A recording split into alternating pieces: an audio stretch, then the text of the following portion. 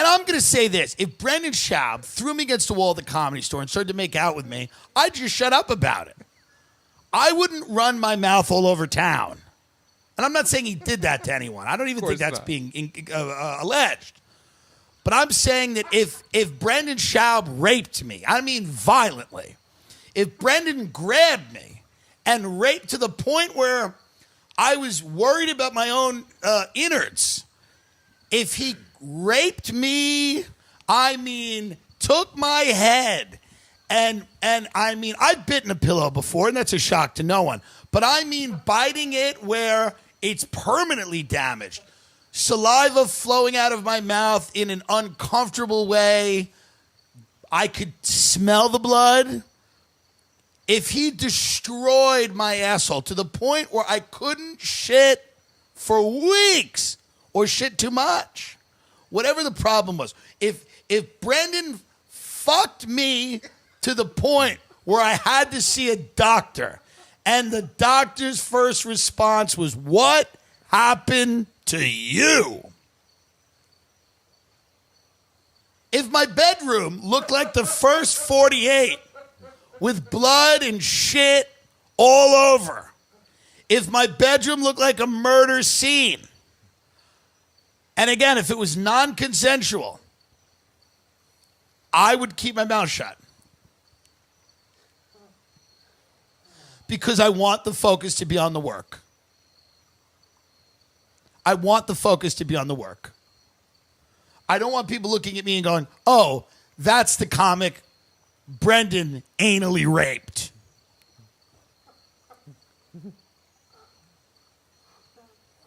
I want the focus to be on the work. Gringo Poppy. Kind of brilliant, kind of brilliantly funny in a way that no comedy special has ever been, because it's mysterious in a way, because you're looking at it and you're going like, there's a lot of choices made and you don't know why those choices were made. Of course. Yeah. The Comedy Store. Fine. That's it. I can't name another word. I mean, that's, Yeah. Well, here's what's amazing about the Gringo Poppy. This is what's truly amazing about it, okay? Yes. You're watching it, and you're in kind of, you're in a little bit of disbelief. Yeah. Because it is, I wonder, and I know he's trying to get good at stand-up, and I respect the hell out of that. The question is, did it have to be a special? No. That's the real question. No, it didn't. And I'm not one of these guys who hates on Brendan. That's not he's on a him. nice guy, and I know he's trying to be, but the question is, with that particular thing, you go, did that have to be? I said this on Real Ass Podcast. He should have friends going, because here's the thing. He is a charming dude, right? Yes. And I think, I don't know at all, but I think there's probably something. He's probably he probably makes his friends laugh, right? Yeah, I think that he's really great at podcasting on that specific show for that audience. Yeah. Which they want MMA. There's an audience of people in America that want what he does, and he does it for them. I am not that audience. Of course. But that's fair. And here's the thing. We all go out. Because I don't care about. Everyone stinks at comedy for the first 5-10 years. 20, 30 years. There's a fucking minimum of 5. That's if you get good and start getting shit. Under 5? 5, that's like fast. It's rare. That's fast. One of the Michael only people Che, who's my best friend. And he's Pete one Davidson. of the people. You're talking about guys that they got It's rare. Very rare.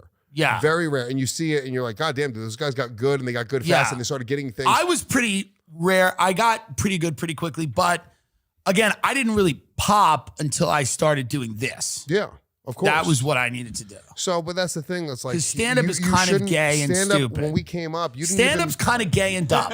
Yeah. Let's be honest. Yeah. It's when I watch Brendan do that, it's like I go, here's a big tough guy who I should just see in a Ferrari, and he should be able to rip people's faces off with his catcher mid-hands. And I see him running around the stage going, oh. I go, you're gay now. You've become gay. Why are you gay? He was a fucking knight. He was a knight. He's a knight. He's a and knight. now he's a jester. Now he's gay. He's a gay jester. He's a gay man. He's a fully gay man. When you watch the special, he's like, woo! And you go, what? Why? What is this disease of? Maybe they should come out next week. What is this? You're 6 foot. You're 6'6". You're an Adonis. You could beat up 99% of the people in the world. You could kill men and fuck women, and you don't have to fuck these skanks at the Comedy Store. Fuck hot women. Annie Letterman. Fuck hot what the fuck women. is wrong with you? And instead he's fully gay on stage in Dallas in front of 45 people, being like, "The lion is at my door." It's just, it's puzzling. It's when you don't need it. When you don't need it.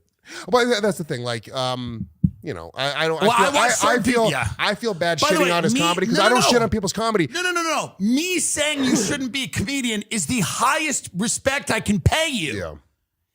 If I look at you and go, you shouldn't really do comedy, it's me going, you are better than this. Yeah. I truly believe he's like better than this. Yeah. Until you start to do this. This was nobody's A plan. Nobody. No, I wasn't a little kid being like, dude, I want to fucking dance like a monkey for strangers. Right. And pray to God that they like me and that they react to my words in a club. Yes. Or I won't feel anything. That's right. That's crazy. That's pathetic. Really, honestly, Yeah. if aliens came down and watched us doing comedy, It's gay. making these sounds. And I don't even mean gay like having sex with men. I mean like, it's just cringe. Yeah. A little. Yeah. It's a little pathetic. I feel embarrassed that I need the validation of strangers, and others should too. And even though we make people happy, it comes from the need. Yeah. And I just feel like knowing that is. I would give up your happiness for my happiness. Just Right. so everyone knows, their happiness is inconsequential in this. It means nothing to any. Like when people say to me, they're like, "Your podcast got me through the quarantine." I'm like, "You have no idea what it's done for me." I'm like, "I'm glad it's helped you, and it makes me feel good that it's helped them." But I'm like, helped you cope with to be honest, your mom dying. yeah, I'm like, I'm glad it helped you, but it really helped me. You know? Oh, dude, I'm fucking having a weird fucking muscle spasm in my stomach Why? because I did sit-ups for the first time ever. Oh, Not ever, like yesterday. but my point is that when I tell somebody, "Hey, stand-up may not be for you," it's not. It doesn't. It's not an egg. No, it's not. And yeah, whatever. You just don't need to put out specials. David Tell puts out a special every 8 years. And he's one of the greatest of all time. Why is Brendan Schaub putting out 2 specials? I don't even within love 2 the years? special that I just shot. And it's coming out because here's the deal. It's like, I wrote the material 2 years ago. You saw the jokes 2 years ago at Vinnie Brand's Stress Factory. But my whole thing is I want to do it live as much as I can. So by the time the special comes out, a lot of it's topical. It's irrelevant. Yeah. I don't love it. I didn't love the audience. I didn't love it. It is what it is. But, you know, whatever people want to do with their lives, they can do. Yeah. That's Of what course. we live in America. More power to him. Yeah, we live in America. More power to him. Yeah.